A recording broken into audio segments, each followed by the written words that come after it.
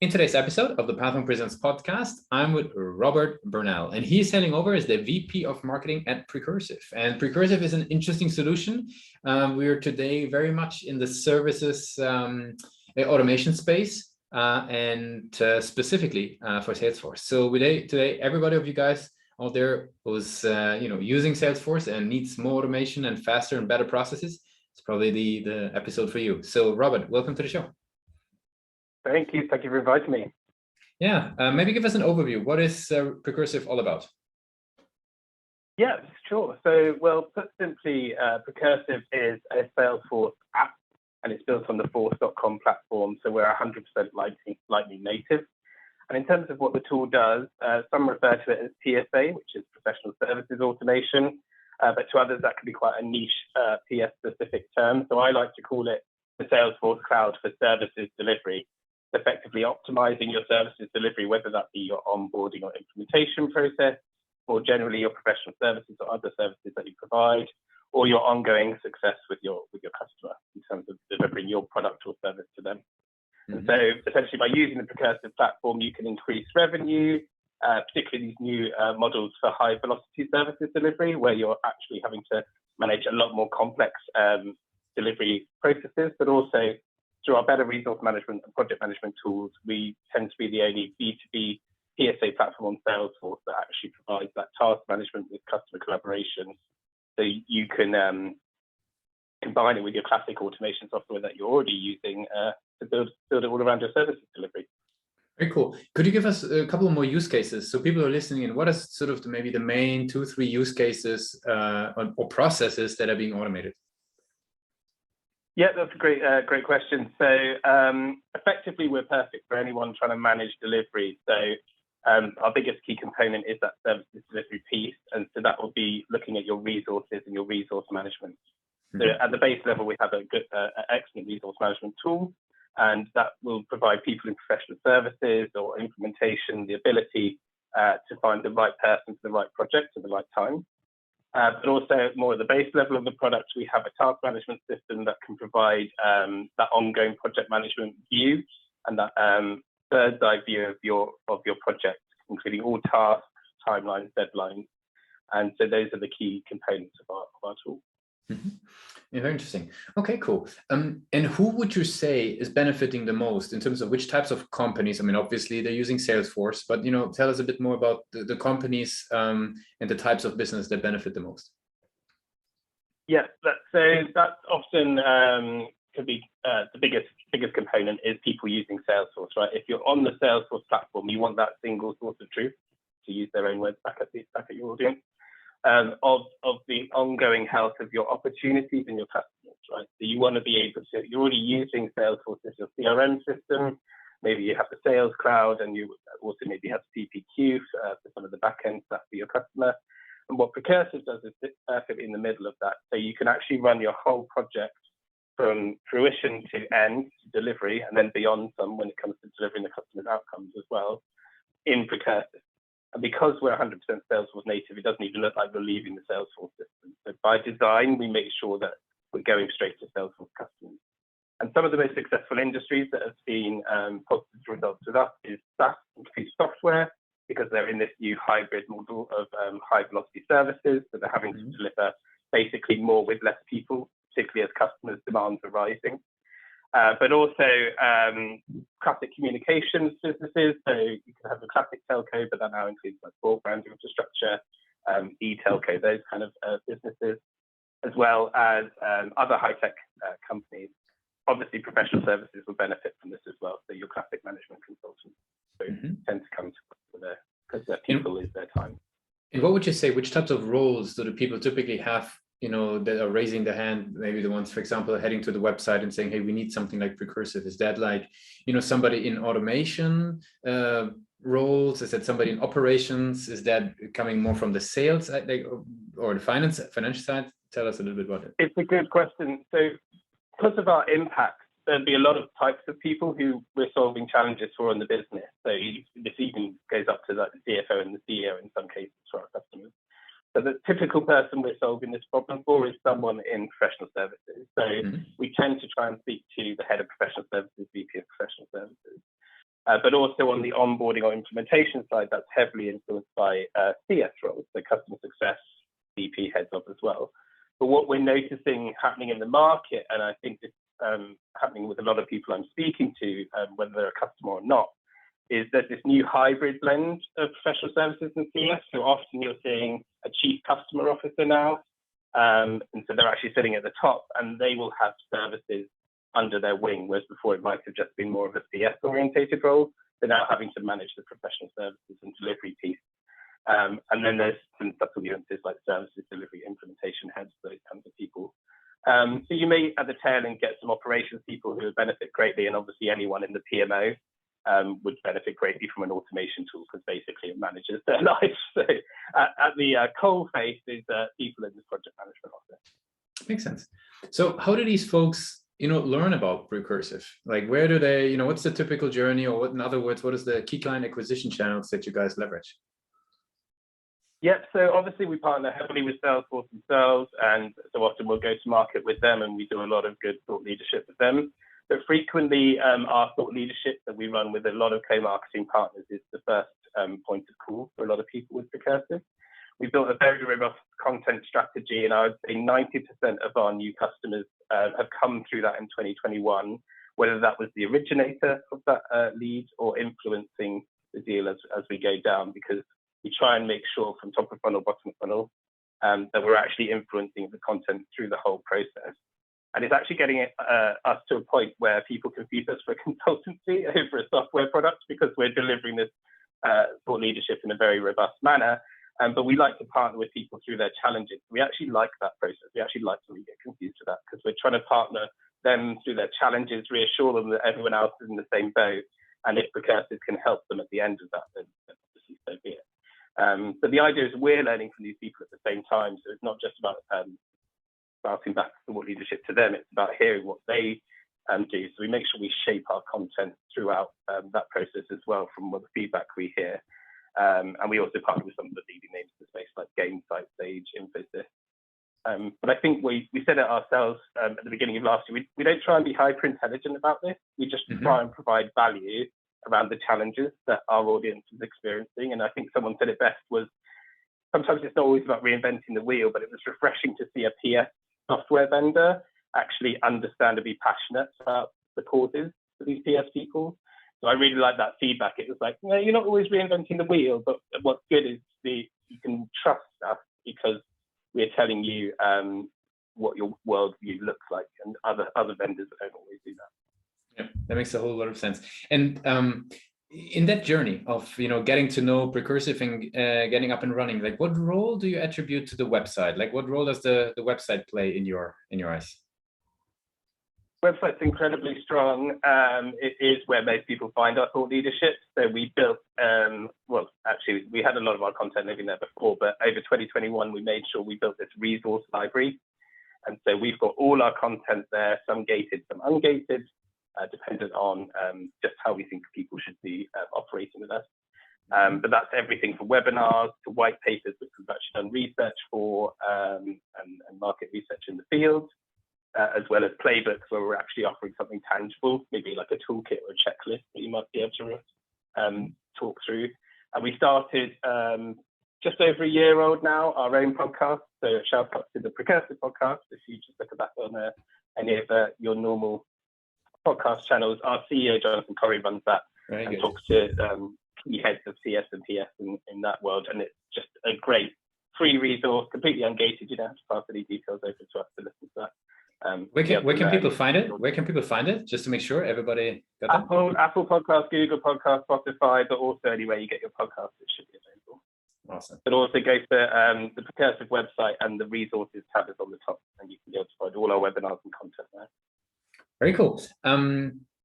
Now, you obviously, as a as a VP of marketing, we talked a bit about the website. I'm curious, what do you think about the page at the moment? What do you see as sort of a major strength of the page versus where do you see, maybe even room for improvement or things that you're excited about tackling in the near future? Yeah, good question. What we really like about is trying to get our personality across on our webpage. Hopefully, if you go to our careers page, there's a bit more evidence of that, where we have an Instagram for all the company's pets, So we try and just show a little bit more personality, because it is a partnership with our customers. I know that sounds like a soundbite, but it really is for us, because we actually get a lot of content back from our customers as well, and it's actually like a two-way street in a lot of cases. And I feel like compared to some of our competitors, which may be a bit more established in the ecosystem, I think a bit of young blood that comes through from our website hopefully is shown in the personality of our website. So that was something that we really tried to go for in 2021. In terms of improvement, it would be nice to try and implement a bit more of the third-party widgets that you can get from other resources. Obviously, people probably have heard of G2 Crowd, those kind of resources, making sure that we're utilizing stuff that we have elsewhere, and it's all available on the website, frankly. So that's what I want to make sure we can do going forward. And what have you learned as a marketer? Like it can be sort of specific to Precursive, but it can also be sort of, over the years as a role in marketing. What have you learned? Like how do you go about figuring out why people do or do not convert, right? For example, on your page, I can ask for a demo. Like how do you go about figuring that out? Is there tools, methods, approaches that you found to be very helpful in that case? There's plenty of tools. For example, it's great looking at Flinto. You can use the free version of Flinto.com, which is great for looking at a company's tech stack and understanding what they really appreciate internally based on their tech stack. And that's something that we can see SaaS companies tend to have priority for their internal use. So you can see that Precursive would be something of interest to a company that really appreciates the power of Salesforce, really appreciates the power of other SaaS tools. And so what I've really learned is actually don't target the leads. The lead is incredibly important, but actually target the account. So I think Drift said it first, or maybe they got it from somewhere else, but when I first learned about it, they called it the end-to-end. They said that's something I've been learning over time to my success, is really try and focus in on will this account be good for your services? And I think people go after like a total addressable market as well, and they're very keen to try and hit every single person they can. And we've actually done the opposite. We've actually niched it down, and so for our outbound, we actively target a set of accounts that we feel will really get the most value out of Precursive. So it's not just about finding anyone who's wanting to take our tool. It's about finding the right customers for us, and because they'll get the maximum value from Precursive, and so it's beneficial for us, it's beneficial for the client. And one way we did that with the website, bring it back to your question, was actually asking, what are you looking for from a tool? So before it was just like, get an email, book a demo, book in some time. We now actually go quite detailed. I know some people find that frustrating, having to give away a lot of information, but it really is valuable for us, and valuable for us as a revenue team beyond just marketing. Because what we're looking at is, okay, what are your actual challenges? What are you actually experiencing right now, and how can we help? So therefore, we're not diving into a demo off the bat just to show you what Precursive does in its totality. It's about hyper-focusing and being laser-focused on features that will be truly valuable to that customer. And that starts right from when they give us our details. Super interesting. I mean, that's and I can see everybody who's listening in, if you want to head over to precursive.com, you can see a bit of an experience of what Robert was describing there. Very cool. Robert, let's switch gears a little bit. I want to talk with you a little bit about you as a marketer and your journey. So there's a lot of content out there on marketing, right? Overall, how do you keep educating yourself, or how do you sort of filter out from all the noise of marketing content? What's your go-to places? For me, it's about following some marketing channels like this. I'll obviously shout out your podcast, which I'm a listener of, but also listening to people that you admire. So for me, I actually dive into content, even if it's not directly targeting a marketer or me per se. I'll be looking at how companies that I really hold in high value and the way they do their marketing, how they've approached a challenge or a topic. So one is Drift, I've already mentioned. I'm often dipping into their resources, even though they're not always meant for a marketer, because I can understand how they're approaching a complex problem. So try and look through your LinkedIn and see who organically you followed on LinkedIn, and just be like, actually, I haven't looked at what that marketer is doing. or what's that head of marketing doing now? And then I often follow that head of marketing around wherever they move on to.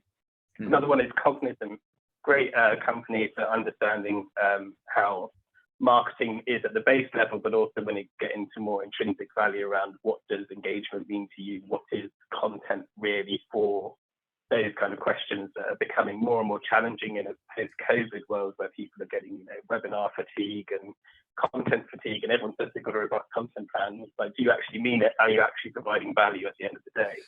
And that's how I try and remain dynamic in my approach to marketing. That's a very interesting one. It seems so obvious, but it's actually a conversation on a lot of the podcasts. Like, what is actual conversion goals that actually deliver value? Versus just another white paper, just another case study to download. Like, it's super interesting. Yeah. What does it actually mean to your organization? Yeah, exactly. Great. I have some rapid fire questions to wrap up the interview as we're coming to an end. Are you ready for those? Yeah, I hope so. What is the last book you read or the last podcast you listened to? So I just am about to finish reading *Sapiens* by Yuval Noah Harari, about the history of humankind, which is an incredible book. I rarely don't dip out of non-fiction, so it's an incredible book to just get the history of the world in 500 pages is a challenge in itself. So that's incredibly interesting. And the non-fiction side, I'm a massive Bond fan, and you can probably see a Bond poster in the top corner if you're watching this podcast. So I just finished From Russia with Love as well. What's the one single thing your company is focused on the most at the moment? It's about providing moments of value and clarity for our audience. So for us, we're really hyper-focused on these ABM workshops that we're providing for people, because it's actually it's not just about repeating back some content to them. It's about truly deep diving into people's challenges and providing moments of value. So again, it's not about reinventing the wheel, but having 10 people on the call that are suddenly in alignment because we've given them a nugget of value is really, really powerful. If somebody was listening in is interested in those ABM workshops, like what should they do? They should message me, rburnell@precursive.com. Dangerous to give away my email on a podcast, but I will do it. Very good. If there would be no boundaries in technology, what would be the one thing you would want to fix for your role today? So everything is possible. What would you fix for your role? Can I answer two things? So one would be self-updating data, which I think we're going towards. I think there's various tools out there in the ecosystem, but just being able to find them is half the challenge. But I want that data to be constantly cleansed. It's really key for us. Again, less around people's phone numbers and emails. It's more about, is that account really valuable for to be a Precursive user at this point in time? And the other thing is dark social. I know it's called dark social for a reason because it's hard to track, but it's quite powerful for Precursive. That word of mouth piece is playing really well for us. And I'm trying my best to measure it, but it's quite hard. So. Okay. And what's the last thing that kept you awake at night about the company? Every night before I host a webinar, I feel like everything's going to go wrong, like Zoom's going to fail, or my computer's going to break, or something's going to happen. And then I have the whole day to worry about it because we obviously deliver to the US side of things as well. So we tend to host our webinars at 5 p.m. So the West Coast can do it, and I'm based in the UK.